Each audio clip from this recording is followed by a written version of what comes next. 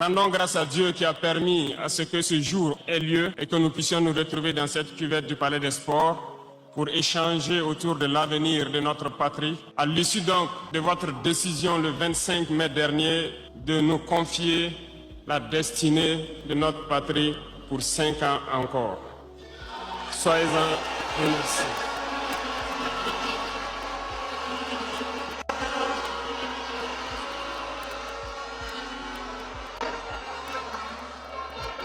Nous ne voyons pas cela comme un mandat, mais nous avons compris cela comme un message qui nous a été passé. Et le message a été très bien reçu et nous ferons tout pour toujours mériter votre confiance.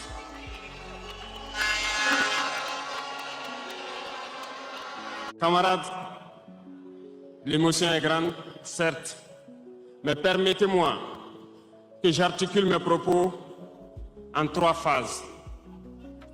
La première phase va concerner l'étape à partir de laquelle je vais vous expliquer comment est-ce que nous voyons ce monde. La deuxième phase, nous allons nous consacrer à vous expliquer pourquoi nous devons continuer à nous battre. Et après, l'étape la plus importante, ça sera de vous décliner de façon sommaire la vision pour l'avenir, si je peux m'exprimer ainsi.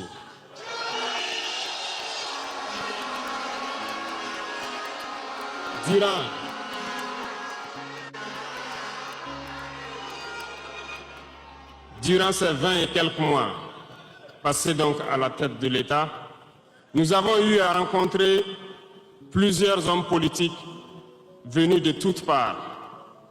Nous avons rencontré des centaines de diplomates venus de toutes parts. Nous avons rencontré des hommes d'affaires venus d'un peu partout du monde. Nous avons été ouverts à tous ces échanges, à toutes ces discussions pour pouvoir apprendre du monde, pour pouvoir comprendre le monde. Et aujourd'hui, je pense que l'occasion est très belle pour que je puisse vous expliquer quelles conclusions nous avons tirées de tous ces rendez-vous que nous avons eus avec des hommes politiques venus de tous les continents, des diplomates venus de tous les continents. C'est très important.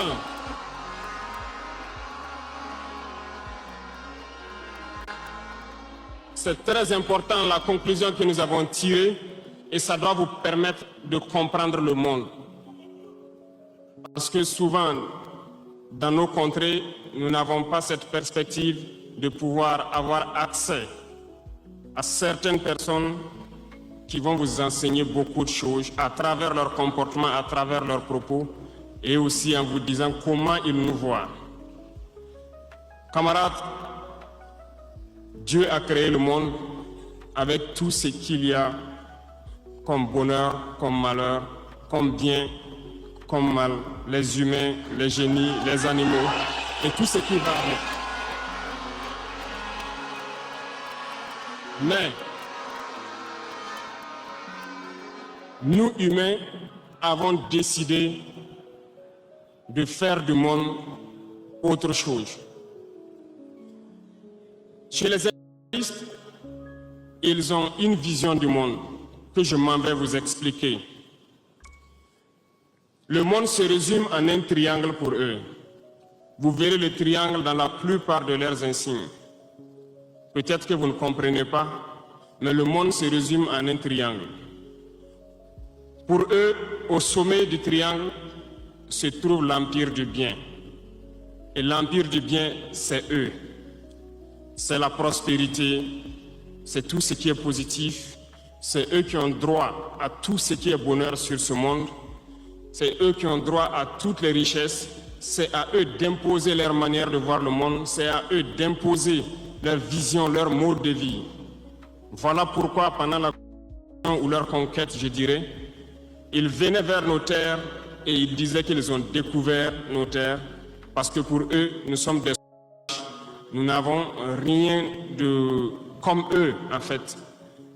Donc, ils nous appelaient des indigènes et c'est eux, le peuple. Ils s'arrogent tous les droits et pour eux, le monde doit marcher comme ce qu'ils veulent. C'est simple, je prendrai quelques exemples. Regardez à travers leurs films, ils ont préparé l'esprit de leur peuple pour les faire comprendre qu'ils sont les meilleurs. C'est eux qui doivent tout posséder. Vous ne direz pas le contraire.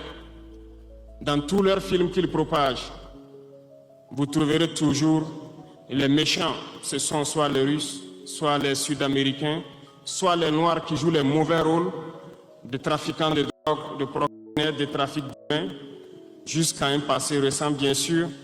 Vous trouverez les Arabes qui jouent le rôle des... Voilà un peu comment ils perçoivent le monde.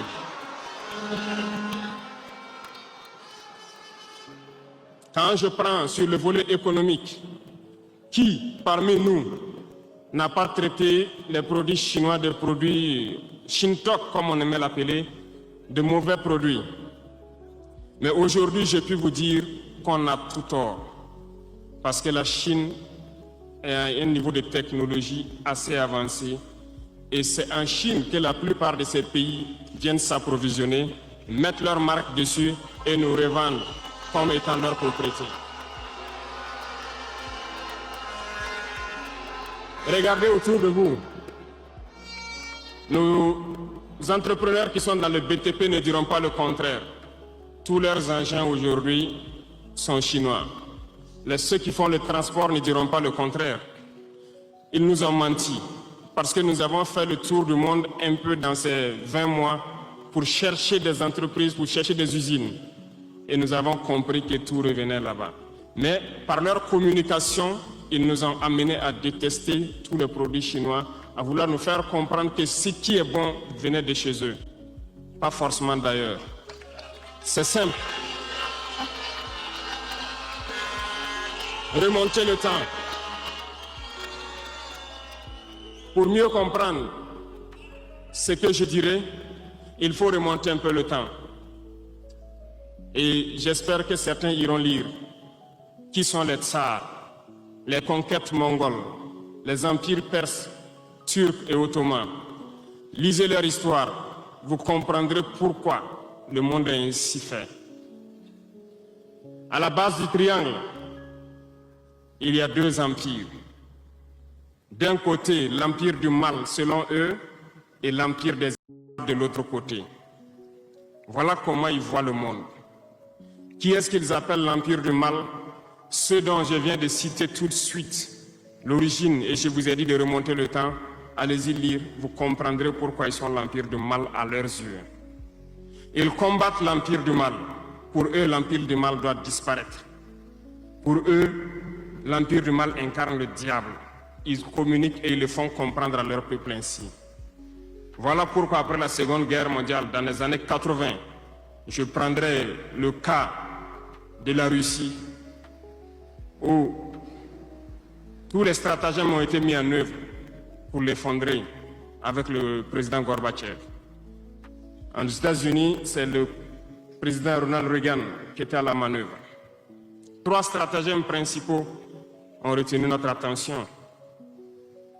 Ils sont allés donc au niveau de l'Arabie Saoudite les demander de baisser le prix du pétrole de 35 $ à 7 $ pour faire écrouler l'économie russe. Parallèlement à cela, le deuxième stratagème, n'oubliez pas quelque chose, ces mêmes personnes qui viennent de quitter l'Afghanistan, soi-disant qu'ils combattaient les talibans ont été reçus par le président Ronald Reagan à la Maison Blanche. Ils ont été armés par la CIA. Les fameux missiles Stinger, Sol-Air, ont été livrés aux talibans pour combattre les Russes. Et plus tard, ils viennent supposer les combattre. Allez-y comprendre. Le troisième stratagème, c'était un bluff. Le projet IDS, Star Wars. Lisez, vous comprendrez pourquoi ils ont amené le président Gorbatchev à créer le projet Paulus qui a enfoncé la Russie. Une fois que la Russie s'est effondrée, ceux qui se prétendent être de l'empire du bien ont commencé à juguler, jusqu'à ce qu'ils viennent, cette équipe avec Vladimir Poutine, pour essayer de remonter la Russie en surface.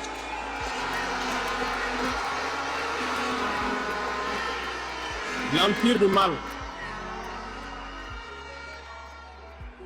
L'empire du mal, selon eux, a beaucoup souffert. Regardez l'Iran aujourd'hui, toutes les sanctions possibles. Regardez comment ils qualifient certains peuples. Par la communication, ils peuvent arriver à vous amener à faire détester un peuple ou à aimer un peuple. Ils sont très forts dans la communication et ils passent par tous les canaux possibles. Regardez les guerres qui sévissent. Ils ont tout inventé pour leur propre intérêt. Et enfin, l'empire des États, selon eux, c'est l'Afrique et certains peuples d'Amérique du Sud. Dans leur tête, comme je le disais dernièrement, l'Afrique les appartient, nos terres les appartiennent, les richesses de l'Afrique sont pour eux et ils ne peuvent pas concevoir que des Africains puissent s'émanciper, sortir la tête de l'eau et vouloir donc les tenir tête. Et pour cela, ils se sont mis un cliché en tête. L'Africain est facile à manipuler, il n'est qu'émotion. Ils trouveront toujours un Africain pour lutter contre son frère. Et ça a toujours été comme ça. Par la communication, ils vous ont amené à détester votre propre couleur de peau. Dans nos cultures et dans beaucoup de cultures, au Burkina Faso ici, le deuil était symbolisé par la couleur bleue. Lorsqu'une femme perd son mari, elle portait donc des tenues de couleur bleue pour faire son deuil pendant un temps donné. Ce sont eux qui sont venus vous dire que le noir symbolise le deuil, le diable, la médiocrité, tout ce qui est mauvais. Et malheureusement, nous avons tellement avalé ça que lorsque nous sommes en deuil, nous nous mettons également en noir. Il faut que nous nous réveillons. Il faut que nous nous réveillons parce que voilà le cliché qu'ils ont en tête. Eux, ils sont l'empire du bien, d'autres sont l'empire du mal et nous, nous sommes l'empire des erreurs. Voilà comment les États voient le monde. Il faut que vous compreniez cela. Et là, je m'en vais faire un coup de gueule à l'endroit donc de certains intellectuels qui continuent de vouloir prêcher pour les impérialistes. Est-ce qu'ils ignorent cette partie de l'histoire? Je n'invente rien. Ça a été déclassifié. Vous trouverez tout ce que j'ai dit dans les bibliothèques ou partout sur les moteurs de recherche. Ces intellectuels n'ont-ils pas lu cela? Ne connaissent-ils pas l'histoire de ce monde? C'est peut-être par malhonnêteté ou quelques billets de dollars qui les amènent à toujours prêcher pour les impérialistes. Il faut que nos intellectuels arrivent à tout moment à prêcher pour conscientiser nos peuples, nos masses populaires, pour qu'ils comprennent d'où ils viennent et comment ils sont vus des impérialistes.